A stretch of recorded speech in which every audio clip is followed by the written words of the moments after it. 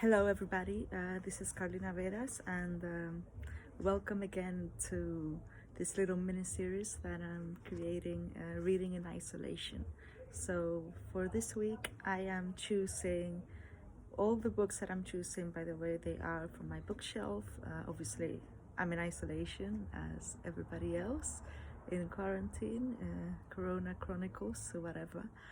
And anyway, I am reading one of my favorite books, um, Cloud Atlas. They made a film as well, which I love the film, but the book, there is something about the book which is amazing. It's an amazing, massive novel by David Mitchell, Irish.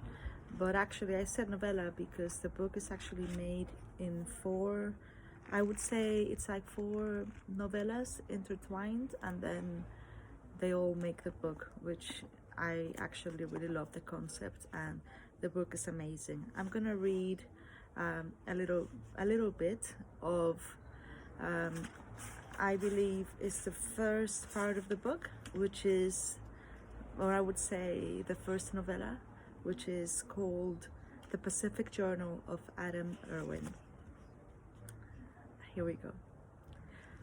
Returning from the melancholy scene, I saw a lantern gleam in the gallery. Finbar sleeps there to ward off pilferers, but he too was roused by the night's excitement. I recalled that the stowaway may not have eaten for a day and a half, fearfully, for what bestial depravity might a savage not be driven to by an empty stomach? My act might have stood against me on the morrow, but I am told the cook a mighty hunger was robbing me of sleep, and at double the usual expense on account of the unseasonable hour, I procured a platter of sauerkraut, sausage and buns, hard as cannonballs, by the way. Back in the confines of my cabin, the savage thanked me for the kindness and ate that humble fare, as if it were a presidential banquet. I do not confess my true motives, viz., the fuller his stomach, the less he was like to consume me, but instead ask him why, during his flogging, he had smiled at me. Pain is strong, aye, but friend's eyes more strong. I told him that he knows next to nothing about me, and I know nothing about him. He jabbed at his eyes and jabbed at mine, as if that single gesture were ample explanation. I love this part. The wind rose higher as the middle watch wore on, making the timbers moan and whipping up the seas and sluicing over the decks.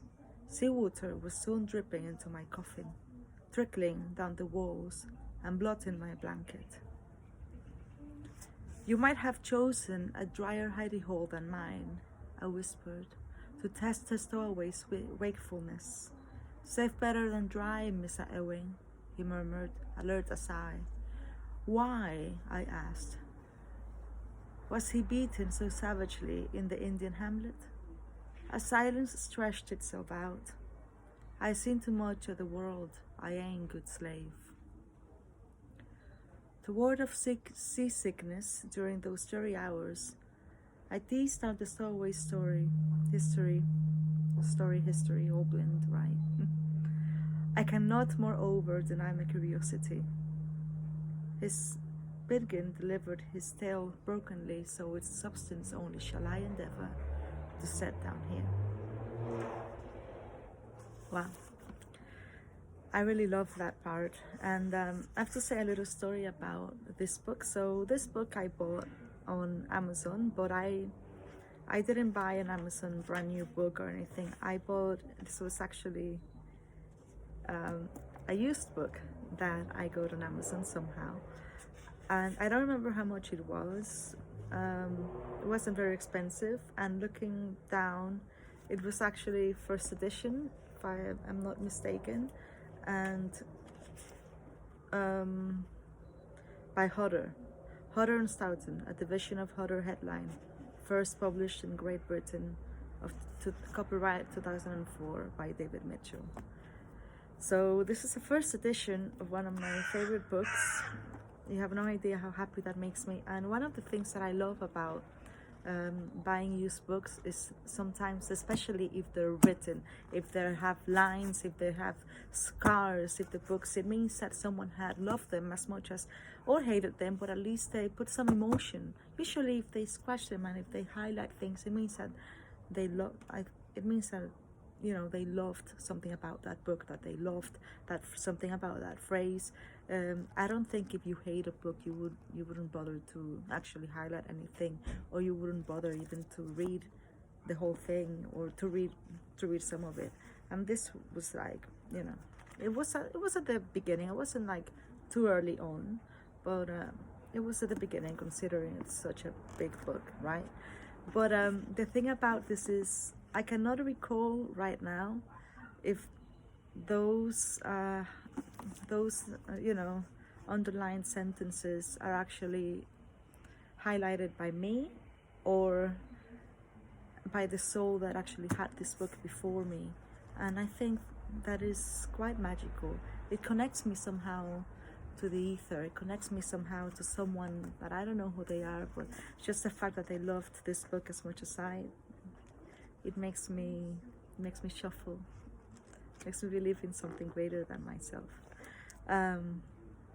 Just to finish off, I'm gonna actually I'm just gonna highlight, I say highlight, read to you again a few of the actual phrases that are highlighted in the book, and that I think they're mine because it looks like something that mine, but again, it could be from the person that had it before me, and I love it. I really do. I love going and buying used books and seeing what magic they bring. I love the smell of books. I love how the pages turn yellow, some called of magical sepia, throughout the years. Last one. And here it is. One of them is, pain is strong, aye, but friend's eyes more strong. That was the one that, and these phrases are the ones that the slave tells Adam Irwin on the boat, the ship, the going transatlantic. And the other one, I seen too much of the world, I ain't good slave, aren't we all? In this lockdown, aren't we good slaves? Something to think about. And another one, which is why, and actually this might be the reason why I tend do my best to finish every single book that falls in my lap, unless I really hate it. I might not finish it, but there are very rare books that I actually open that I don't finish. I finish them, and this phrase makes all the sense in the world to me, and makes me realize maybe this is why I do what I do. Something else, I think this is part of the letters. This is the second novella, the second chapter, whatever you want to call it, from Cloud Atlas, and it's called Letters from Sedulhem. Maybe that's his name. Anyway, and it is a half-read book. It's a half-finished love affair. We'll end here, and join me next week on another episode of Reading in Isolation with me, author and screenwriter, writer, poet, storyteller in general, just lover of nature and the world. I'm here sitting in my little piece of garden, my little bit of haven in this world, and lots of love.